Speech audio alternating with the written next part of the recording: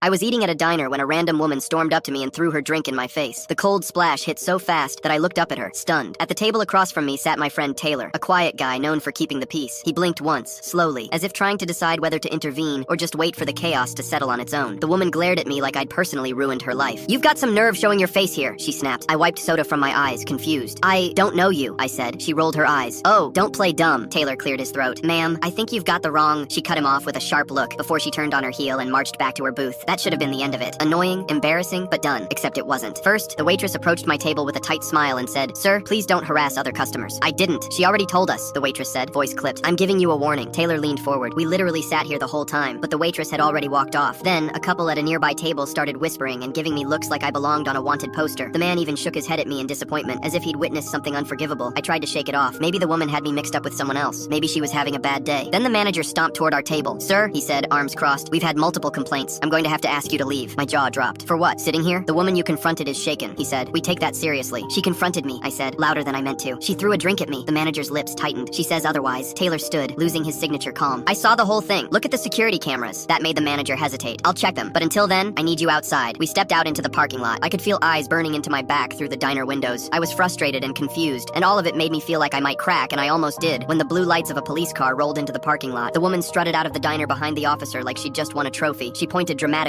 at me. "That's him! That's the man who screamed at me and threatened me inside. He threw a drink in my face." "I did not," I yelled. "She threw her drink at me. Ask anyone." "Actually," she said, "everyone inside saw it. Didn't you hear them telling him to stop?" She gestured toward the diner. The officer looked unsure, but he stepped closer. "Sir, I'm going to need you to..." "Hold on," Taylor said, and for the first time since I'd met him, his voice wasn't calm at all. "Officer, there are cameras inside. We asked the manager to check them. I'll go get him." He strode back into the diner before the officer could answer. The woman scoffed. "Good luck. That manager already knows the truth." The officer let out a deep sigh before saying, "Sir, I have to restrain you." I wanted to argue, but I knew that would only harm my case. He handcuffed me, read me my rights, and escorted me to the back of his police cruiser. Time crawled as the officer watched me, unsure whether to treat me like a criminal or victim. The woman basked in the attention, shaking her head dramatically every few seconds. Then the diner doors flew open. The manager came out with Taylor right beside him, both looking intense. Behind them, two cooks and a waitress who now looked horrified. The manager cleared his throat. "Officer, the footage shows the woman walking up to him and throwing her drink on him. He never left his seat." The officer turned to her. "Ma'am, is that true?" She opened and closed her mouth like she was searching for a good lie and couldn't find one. The cooks chimed in. "Yeah, she lied to all of us," one said. "She told us he harassed her," the other added. The officer's jaw tightened. "Ma'am, making a false report is a serious offense. I'm going to need you to come with me," he said as he removed my cuffs to use on her. "He ghosted me. We chatted on a dating site for a whole day and then he disappeared," she screeched as they cuffed her. "He's been dating the same girl for 2 years. He doesn't use dating sites," Taylor yelled back. The manager stepped toward me. "Sir, I owe you a huge apology. We all do. Your meal is on the house, and I'm really sorry." For the first time since the drink hit my face, the pressure in my chest eased. Taylor nudged me. "I got your back, bruh." I left the diner knowing one thing. Taylor was the kind of friend who'd go to war for you, and that was priceless.